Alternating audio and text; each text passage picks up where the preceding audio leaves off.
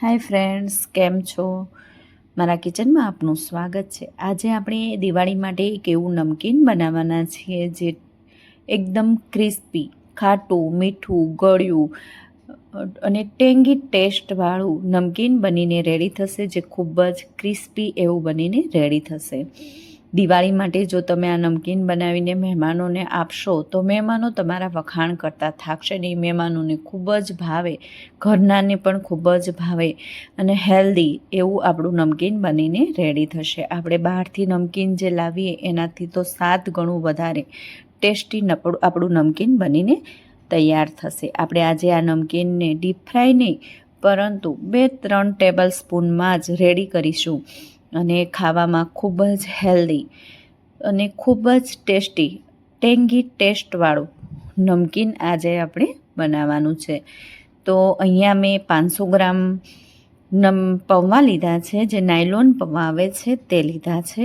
Nylon પૌવા જે પાતળા એકદમ આવે છે તે પૌવા, તેને નાયલોન પૌવા પણ કહેવામાં આવે છે. આપણે જે બટેકા પૌવાના જાડા પૌવા હોય છે તે પણ લઈ શકાય છે, પરંતુ તેમાં થોડું તેલ વધારે જોઈએ છે, માટે આ પ્રકારના પૌવા લઉં છું. તો આપણે બધા જ પૌવાને ચાળીને સાફ કરવા ખૂબ જરૂરી છે, જેથી એમાં જે ઝીણો ભૂકો હોય કે કોઈ કચરો હોય તો સાફ થઈ જાય. માટે આપણે તેને સાફ કરવા ખૂબ જ જરૂરી છે. 500 ગ્રામ પૌવાથી તો ઘણું બધું નમકીન રેડી થતું હોય છે અને આ નમકીન ટેસ્ટમાં ખૂબ જ સરસ લાગતું હોય છે. નાનાથી મોટા સૌને પણ બહુ જ ભાવે એવું નમકીન બનીને તૈયાર થઈ છે. તો અહીંયા આપણા બધા જ પૌવા સાફ થઈ ગયા છે, ચોખ્ખા એકદમ સરસ થઈ ગયા છે. આપણે બટેકા પૌવાના જે પૌવા આવે લઈએ તો ચાલે, પણ એમાં તેલ થોડું વધારે જોઈએ છે અને માટે આ પૌવા જ આપણે લેવા બેસ્ટ છે. તો અહીંયા હું 1 કપ ભરીને શિંગદાણા લઈ રહી છું, તેને આપણે સામાન્ય શેકી લેવાના છે.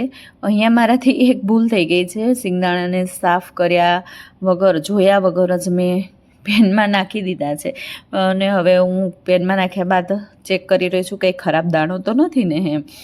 આવું આપણાથી થઈ જાય ને ત્યારે આપણને ઉતાવળમાં ત્યારે બહુ ચીડ ચડતી હોય છે. એક દાણો ખરાબ દેખાયો મને, અને બાકી તો બધા દાણા સારા છે, વાંધો આવ્યો નહીં. હવે એને આપણે થોડા સારી રીતે શેકી લેવાના છે. શેકેલા શિંગદાણાનો ટેસ્ટ આમાં આ નમકીનમાં ખૂબ જ સારો લાગે છે, માટે આપણે તેને શેકી લઈશું સારી રીતે.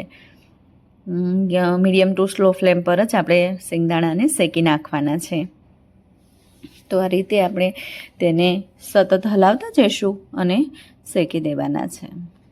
આ પ્રકારનું નમકીન ચા જોડે અને એકલું નાસ્તો કરવામાં આવે તો પણ ખૂબ જ ટેસ્ટી લાગતું હોય છે. તો આ રીતે આપણે સહેજ બ્લેક બ્રાઉન જેવા થઈ જાય ત્યારબાદ આપણે તેમાં 1 ચમચી જેટલું તેલ નાખી દેવાનું છે.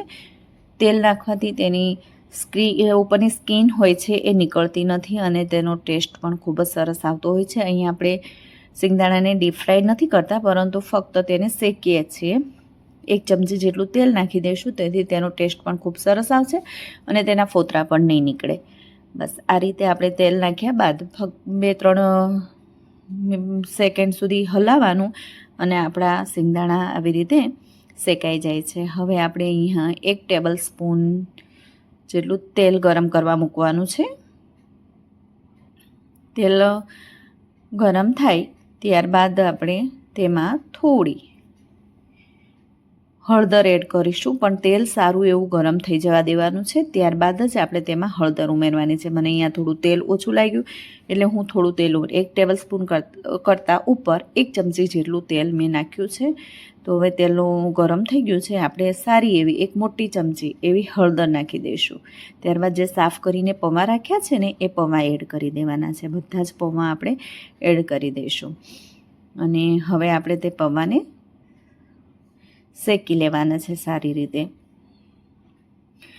હવે અહીંયા ફરી એક કડાઈ થોડી નાની પડી છે અને પૌવા થોડા વધારે છે એવું થઈ ગયું છે, જેથી હલાવતા થોડું ઓછું ફાવે છે. તો મોટી કડાઈ લેવી ખૂબ જરૂરી હતી. મને એવું કે આવી રહેશે, પણ ના આવ્યા, થોડી કડાઈ નાની પડી છે.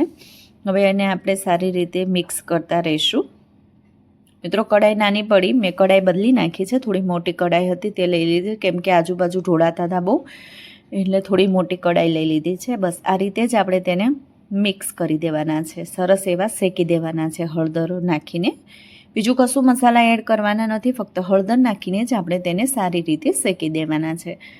શેકાતા માટે 5-7 મિનિટ જેટલો સમય લાગશે શેકાતા. હવે આપણે તેને અલગ વાસણમાં કાઢી લીધું છે. ત્યારબાદ એ જ કઢાઈમાં આપણે ફરી 2 ટેબલ સ્પૂન જેટલું ઓઇલ ગરમ કરવા મૂક્યું છે.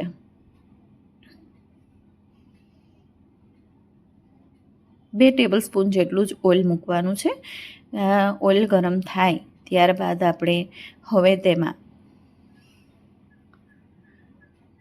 1.5 કપ બદામ લીધી છે. બદામની 2 ફાડ કરી દીધી છે વચ્ચેથી, અને તેને તેલમાં આપણે આ રીતે સાતળી દેવાની છે.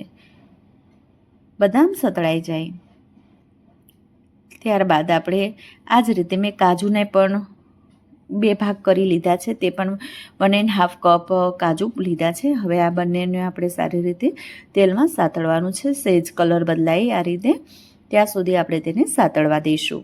ત્યારબાદ આપણે જે સિંગદાણા રેડી કર્યા હતા શેકીને એ નાખી દેવાના છે.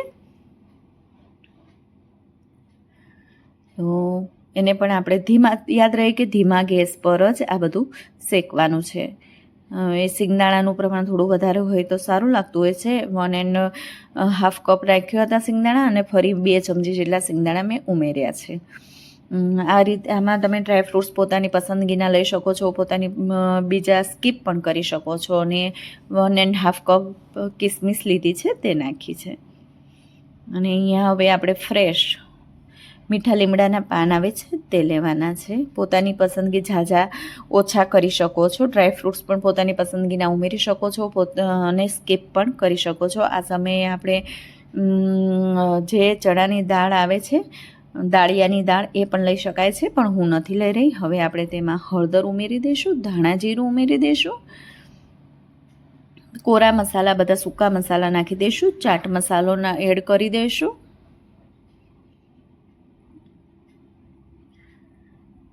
ત્યારબાદ લાલ કાશ્મીરી મરચું 2 ચમચી જેટલું ઉમેરી દઈશું. આમચૂર પાવડર,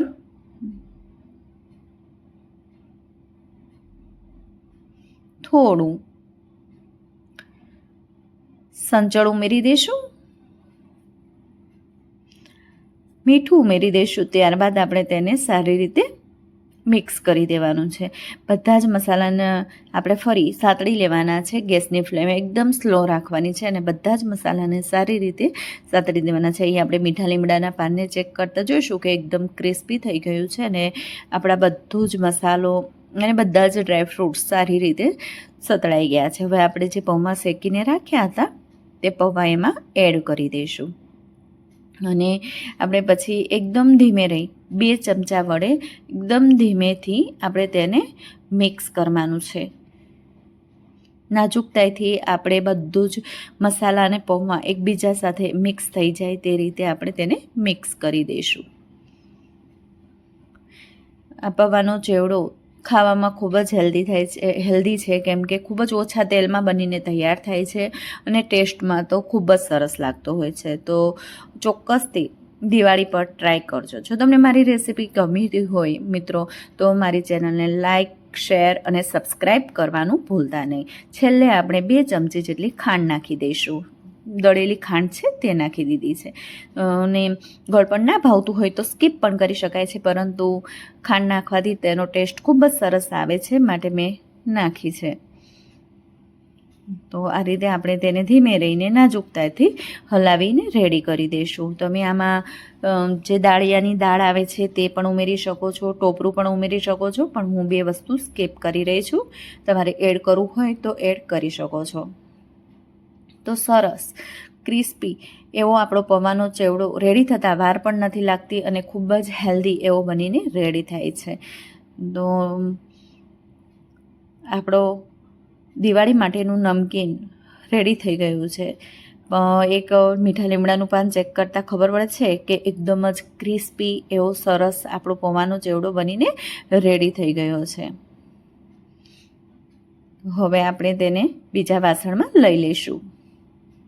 તો 500 ગ્રામ પૌવામાંથી તો ઘણું બધું નમકીન બનીને રેડી થાય છે. Thank you for watching. Bye bye.